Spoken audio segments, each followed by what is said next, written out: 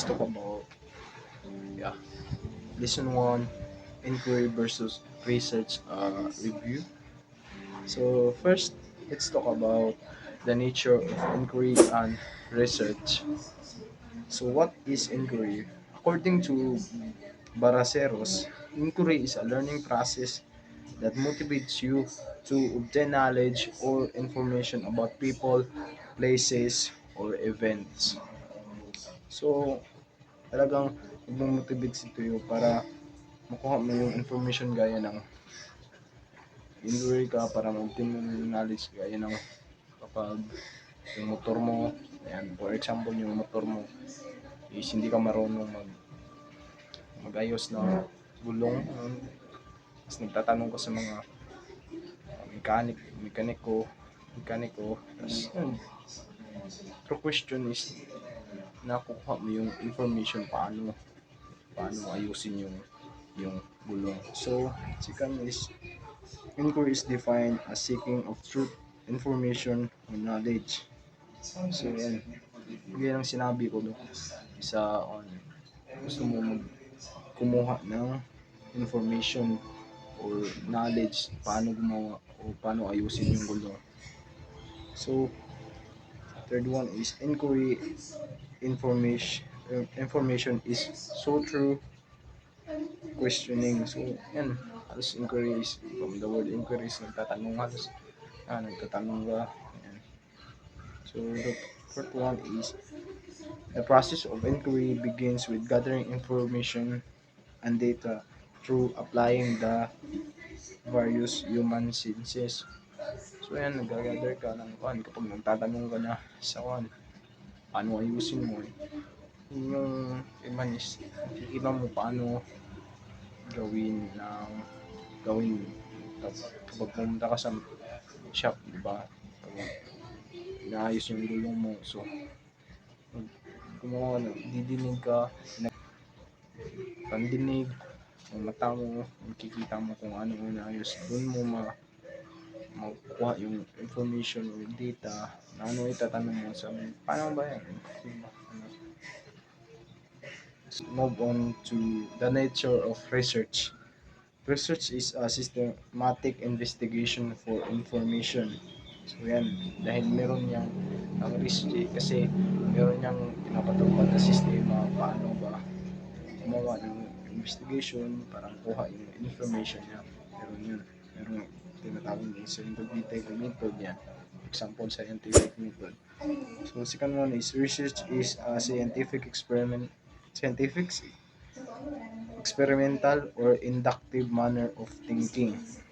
So, third one is, it is a formal process of solving problem. So, yan, research is, hindi kayong formal kasi ito, formal. It originates with a question or a problem. So, sabi nga is, yung research kasi, yung research, talagang hindi mo yan hindi mo yan hindi ka gagawa ng research kapag wala ng problema. Yan. Kasi it's connected eh. Gagawa ka ng research para ma-solve mo yung problem. So, let's move on. Okay. So, research is generally classified in two categories. The first one is quantitative and the second one is qualitative. So, let's move on to their differences. So, quantitative is numerical data. So, kumukuha ng numerical data, yung mga percent, ganyan. Sa qualitative naman is textual data, yung mga opinion, mga text yan. Ginagawa sa yung mga text, yan, mga photo, baon sila. So, ang quantitative is ask specific, narrow question. Sa qualitative naman is ask broad, general question. Sa quantitative is analyzes number using statistics. So, yun, sa quantitative gumagawa ng list niya using statistics para makuha yung probability ba yung ganyan. uncover trends and themes. So, yan. Sa qualitative yan. Qualitative. Uncover trends and themes. So, sa quantitative is conduct the inquiry in unbiased, objective manner. So, unbiased kasi yung quantitative kasi hindi naman kapag 2 plus 2 naman is hindi naman ma-answer. Hindi naman ang answer is 5, di ba? Hindi naman answer 5 yung sagot. Yung sagot ng 2 plus 2 is 2 plus 2. Tanong mo sa ibang tao, 2 plus 2, 4. Sa ibang tao naman, 2 plus 2, 4. Yan. Yan. Objective talaga. Sa qualitative naman is conduct inquiry in bias o subjective manner. So, ang bias kasi maraming opinion ng tao kasi parang opinion ng mga tao. So, that's why naging bias to ang qualitative. That's all.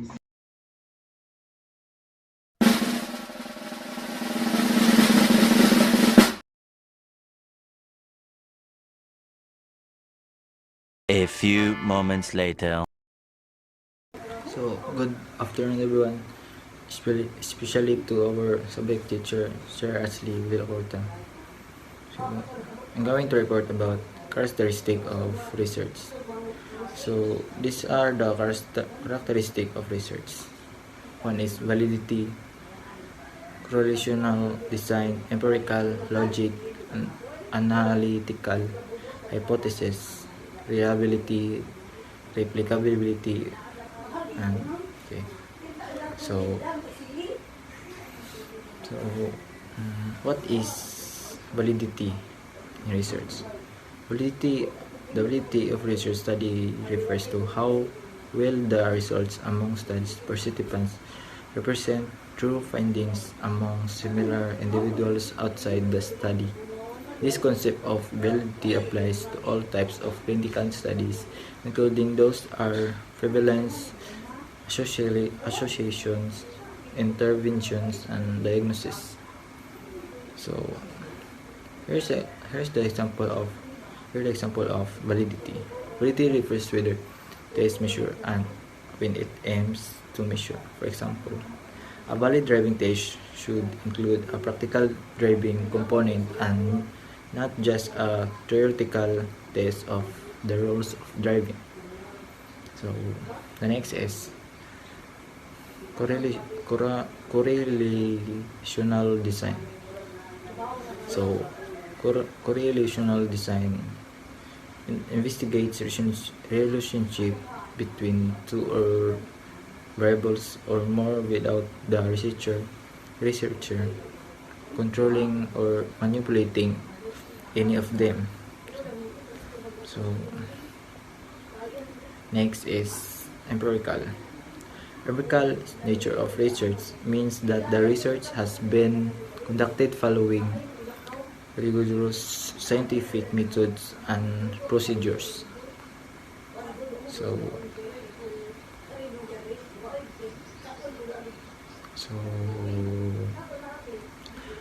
the next is logic. So what is logic? Logic is traditionally defined as the study of laws of thought or correct reasoning, and is usually understood in terms of inferences or arguments. Reasoning is the activity of drawing inferences. Arguments are the outward expression of inferences. An argument is a set premises together with a conclusion. So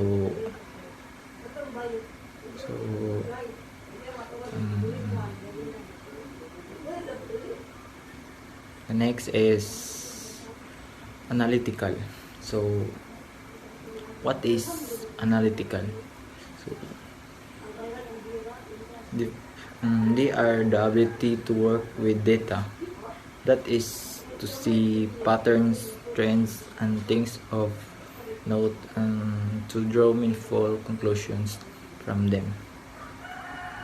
So the next is hypothesis. So what is hypothesis? In scientific context, is the reasonable statement about the relationship between two or more variables or a proposed explanation for some observed phenomenon. So next is reliability. What is reliability? Reliability is a measure of repeatability or replicability. It is the repeatability of any research instrumental or procedure. So the the last one is replicability. So what is replicability? So replicability is obtaining consistent results across studies and at answering the same scientific question. Each of us has obtaining its own data. Two studies may be considered to have replicated if they obtain consistent results given the level of uncertainty inherent in the system under study. 2,000 years later.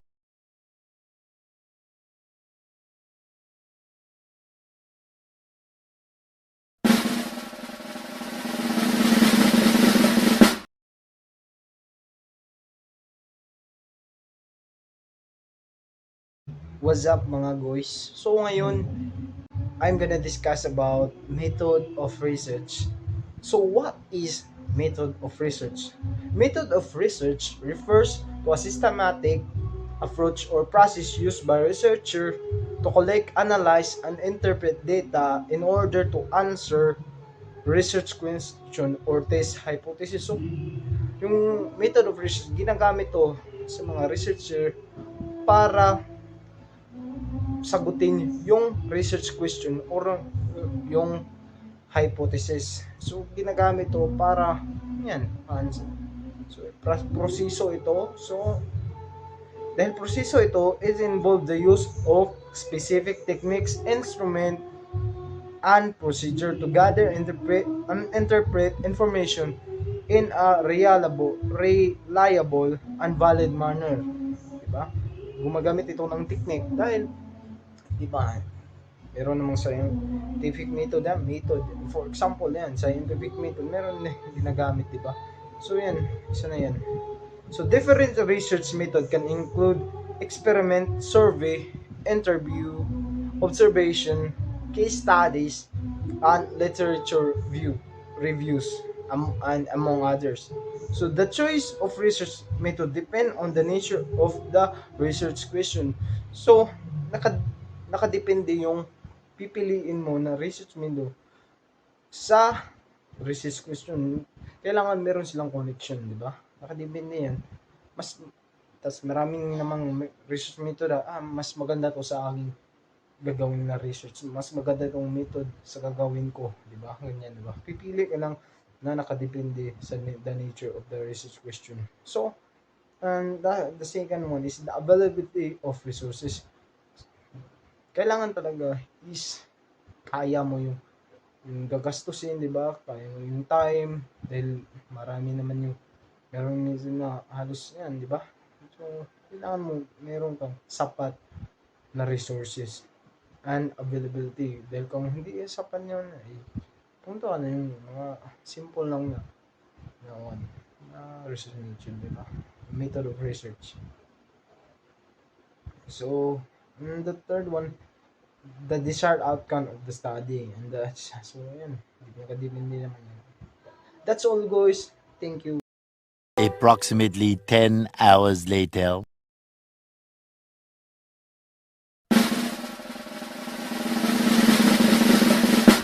Hi guys, this is the last I'm going to report today in lesson 1.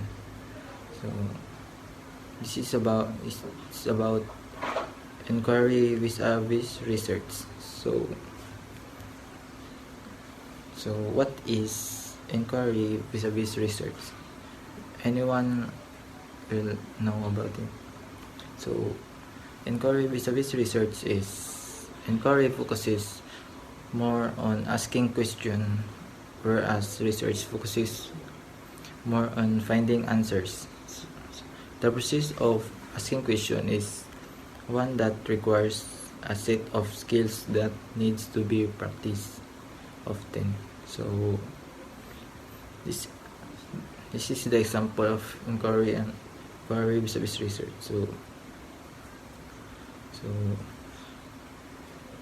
a range of activity fall under the umbrella of inquiry research, including study groups, curriculum writing, case studies, program evaluation, and trying out new practices. So this is the example of inquiry vis-a-vis research.